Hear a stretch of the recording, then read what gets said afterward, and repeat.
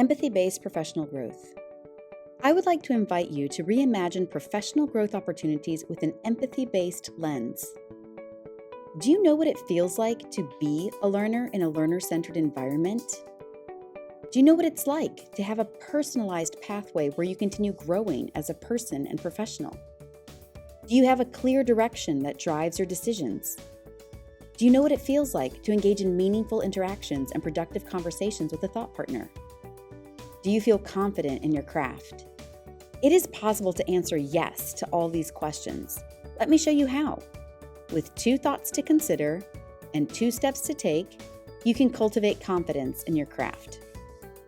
First, you must believe you are a learner worth designing for. As an educator, you have made a career designing incredible learning experiences for others.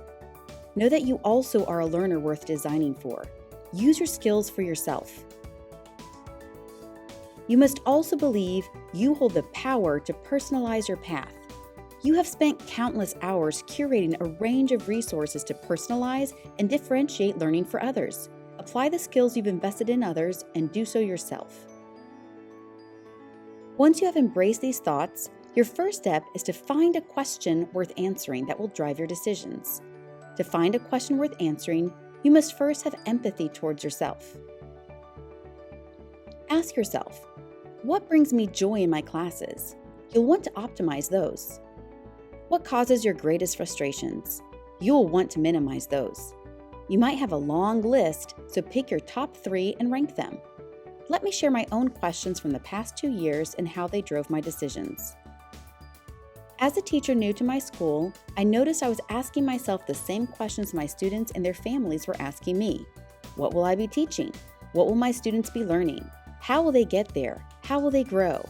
I quickly realized that the question worth answering that would have the greatest impact that year was, how might I communicate learning in a clear and consistent manner? As I began looking for ways to answer this question, the need for rubrics emerged. For the entire year, I was laser focused on co-creating rubrics aligned with standard-based teaching and learning with my team. Every decision revolved around answering this question. The choice of articles I read or did not read, the workshops I attended or chose not to attend, these all centered on the extent they would help answer or not this question. This year, I noticed my greatest joy of interacting with students and connecting with them was also my greatest frustration. Due to the pandemic and multiple modes of learning, I felt very disconnected with my students. This led me to a question I felt would be worth pursuing at this time. How might I optimize available resources to create opportunities for meaningful interactions and productive conversations? As I wrestled with this question, I noticed that I needed an environment that was conducive for these interactions and conversations to flourish. If I were to engage in meaningful interactions and productive conversations with my students, I had to minimize the amount of time I was at the front of the class. One solution that emerged was to transform my class into a self-paced one. This would require front-loading resources, which takes a lot of time and energy. I had to ask myself, of the 3 courses I teach, which would have the greatest impact of a self-paced learning environment? Due to high-stakes exams in May, I decided that my AP class would be the one I would focus on transforming this year.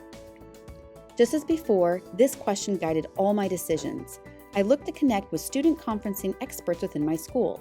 These were elementary and middle school teachers comfortable implementing the Reader-Writers Workshop model. I learned how to optimize the use of Schoology, our learning management system, and I participated in a self-paced mentorship program to support the design of my AP class. I also joined groups on social media comprised of experts in this area. Having a question worth answering paves the way for meaningful interactions and productive conversations, which is your second step. Now that you have a question worth answering, pursue intentional connections with professionals within your school community and beyond. Here are some of the many opportunities offered at KIS to engage in meaningful interactions and productive conversations. The resources created as answers to my questions have been celebrated and used within my school community and beyond. This has given me confidence in my craft. The rubrics gave me the clarity and consistency to communicate with my students, their families, school counselors, and administrators. They also helped me write meaningful report comments in a more efficient manner. When asking my AP students how a self-paced course made them feel, many answered confident and stress-free. An additional bonus was how well these resources aligned with our learning principles.